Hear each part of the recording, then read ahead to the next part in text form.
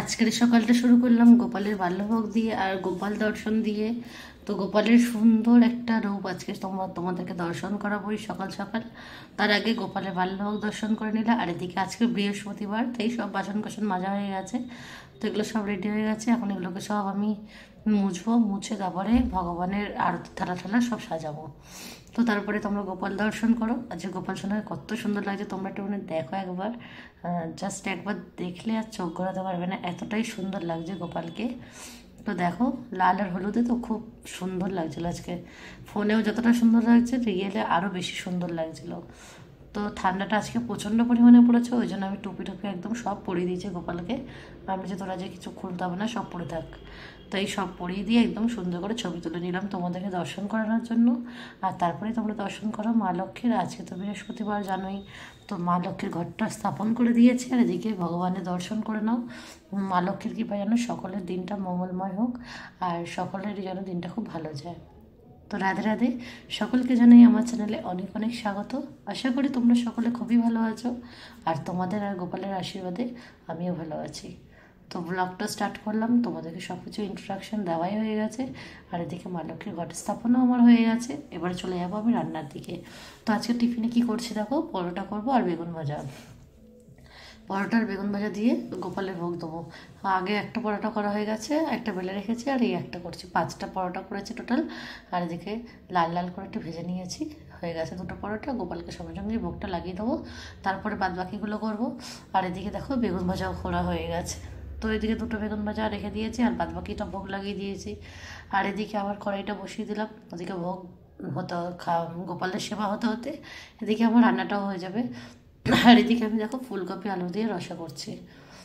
পনির ছিল, তো পনির আজকে আর করলাম না, কালকে খেয়েছি, আবার আজকে ভালো লাগে বলো, তাই ভাবলাম আজ একটু ফুলকপি আলু দিয়েই রসা করে নিই। আর এই শীতকালে যতদিন না যাবে, এই ফুলকপি আমার পেছন ছাড়বে না। মানে প্রত্যেক দিন এই ফুলকপি খেয়ে খেয়ে লাস্টে মুখটা একদম বাজে হয়ে যাবে, তারপরে এই ফুলকপি আমার পেছন ছাড়বে। তো যাই হোক, আর কোনো ঘরে সবজি ছিল না, তাই ভাবলাম ফুলকপি আলুর রসাটাই করি। অনেকদিন সয়াবিন খাই না, কালকে ভাবছি সয়াবিন করব। সয়াবিনটা একদমই খাওয়াই হয় না, মানে সয়াবিন খাবো খাবো ভাবি, আবার ভাবি গ্যাসের ভয়তে খেতে চাই না। তো অনেক দিনই খাই না, তো ভাবছি আমার জন্য গোপালটারও খাওয়া হয় না। তো ঠিক আছে, কালকে দেখি একটু সয়াবিনটা আনতে হবে। অ্যাকচুয়ালি আমাদের এখানে দোকানগুলো একটু অনেকটা দূরে দূরে, তো তাই যখন তখন গিয়ে আনতে পারি না, এটাই সমস্যা। তো দেখো, আমার ফুলকপি আলুর রসা কিন্তু ভাজা বসিয়ে দিয়েছি।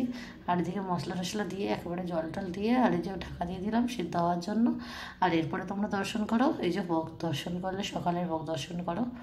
আর তারপরে কিছু কাজকর্ম ছিল সেরে এসে, আর এদিকে দুপুরের ভোগ দর্শন করো। আজকে তেমন কিছু ছিল না, বেগুন ভাজা আর রসা আর ফল বানিয়ে দিয়ে শশা বানিয়ে দিয়েছি।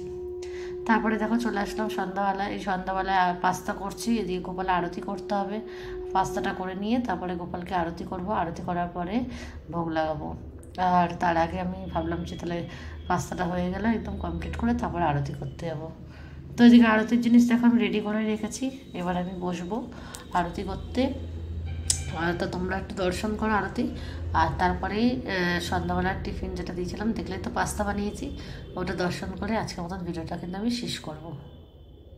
আর এদিকে আরতিটা আমার হয়ে এসছে, আর হওয়ার পরেই আমি কিন্তু সঙ্গে সঙ্গে কড়াই থেকে ফের পাস্তাটাকে গরম করে আর এই যে গোপাল সোনাকে ভোগ লাগিয়ে দিয়েছি। আর এদিকে তোমরা গোপালের ভোগ দর্শন করো, আজ সন্ধ্যার টিফিন। আর এটাই আজকের ছিল শেষ। আর এইভাবেই, তো তোমাদের আমাদের ভিডিওটা কোথাও একটু ভালো লাগে তাহলে অবশ্যই লাইক কমেন্ট শেয়ার আর সাবস্ক্রাইব করতে কিন্তু একদমই ভুলবে না।